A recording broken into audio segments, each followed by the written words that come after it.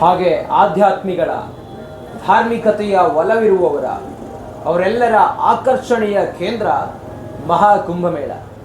ಪ್ರಯಾಗ್ರಾಜ್ನ ಈ ಪುಣ್ಯ ನೆಲದಲ್ಲಿ ರಿಪಬ್ಲಿಕ್ ಕನ್ನಡ ಕೋಟ್ಯಾಂತರ ಜನರ ಸಮಾಗಮದಲ್ಲಿ ರಿಪಬ್ಲಿಕ್ ಕನ್ನಡ ಈ ಮಹಾ ಕುಂಭಮೇಳದ ಗ್ರೌಂಡ್ ರಿಪೋರ್ಟ್ ಅನ್ನ ಮಹಾ ಕವರೇಜ್ ಅನ್ನ ಮಾಡ್ತಾ ಇದೆ, ಮೆಗಾ ಕವರೇಜ್. ನಾವೀಗ ಯೋಗಿ ಆದಿತ್ಯನಾಥ್ ಅವರು ಕೂಡ ಒಬ್ಬರು ಸಾಧು, ಉತ್ತರ ಪ್ರದೇಶದ ಮುಖ್ಯಮಂತ್ರಿ ಕೂಡ ಅವರ ಆಶ್ರಮ ಗೋರಖನಾಥ್ ಅಖಾಡಕದಲ್ಲಿ ನಾವೀಗ ಇದ್ದೀವಿ. ಇಲ್ಲಿನ ಗುರುಗಳನ್ನ ಮಾತಾಡೋಣ.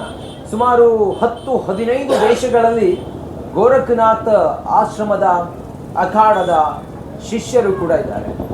ನನ್ನ ಜೊತೆಲಿ ಇದ್ದಾರೆ ಬಾಬಾ, ಅವ್ರನ್ನ ಮಾತಾಡಿಸ್ತೀನಿ. ಈ ಆಶ್ರಮದ ವಿಶೇಷ ಏನು, ಹಾಗೆ ಯೋಗಿ ಅವರು ಈ ಆಶ್ರಮದಲ್ಲಿ ಏನು ಜವಾಬ್ದಾರು, ಅದೆಲ್ಲದರ ಕುರಿತಾಗಿ ನಾವಿವತ್ತು ಗುರುಗಳ ಜೊತೆಲಿ ಮಾತಾಡೋಣ.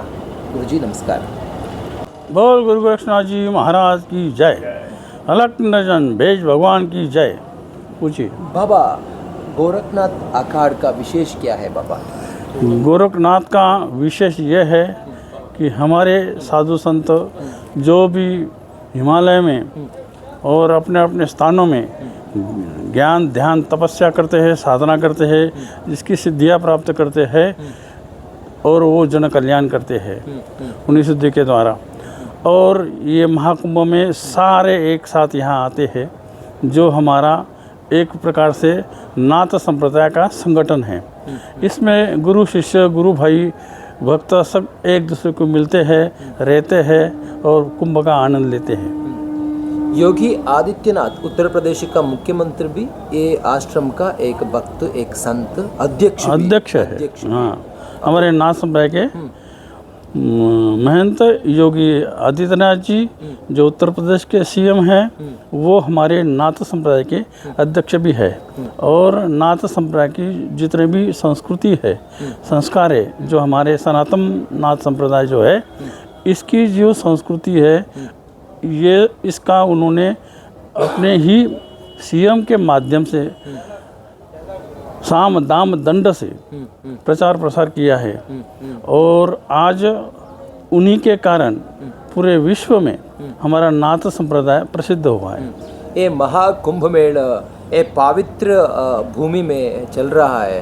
योगी आदित्यनाथ का कंट्रीब्यूशन, उसका वो पूरा डेडिकेशन हम देख रहा है. हाँ, आप क्या बोल रहा बाबा जी?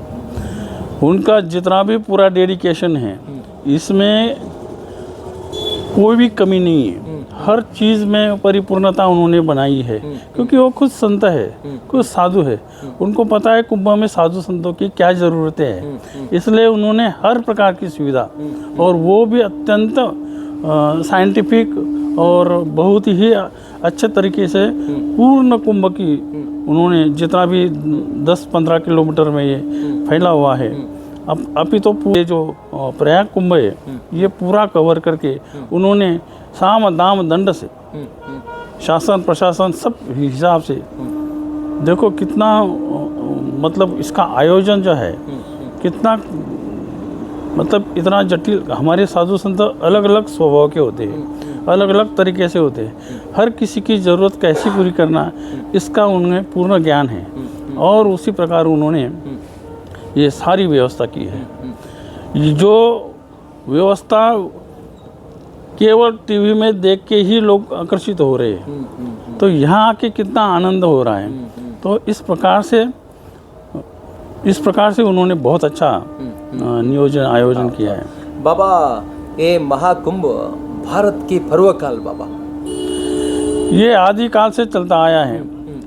जैसे जब गंगा जी भगवान शिव के जटा से भूमि पर उतर रही थी, और उस समय भगवान शिव ने बताया कि जा तू पापनाशिनी रहेगी, जिसका भी पाप हुआ है और वो तेरे जल में स्नान करेगा, उसका पाप खत्म हो जाएगा.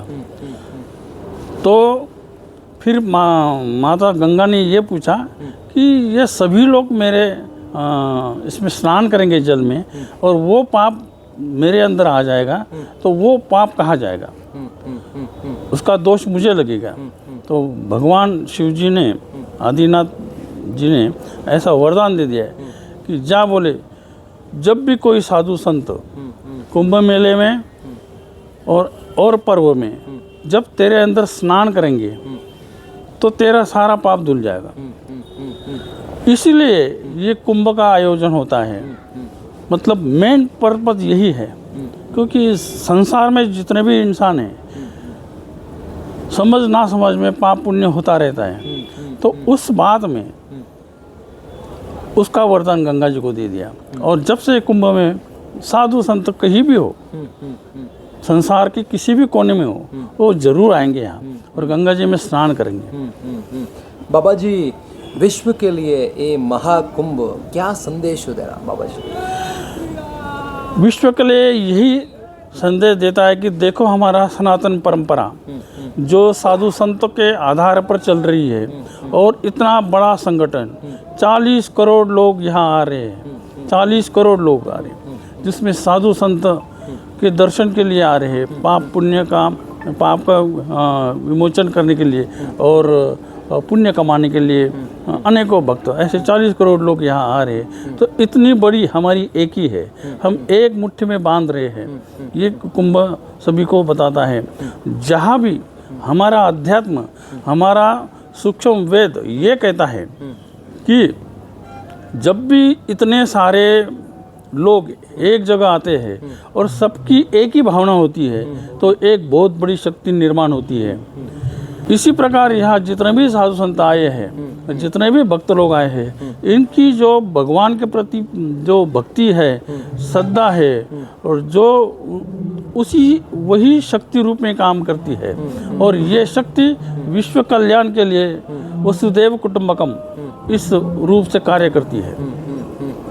ये कुंभ मेल के आगे के लिए थोड़ा बहुत देशवासी के अभिलाष है, वो देशवासी को क्या बोलता बाबा जी?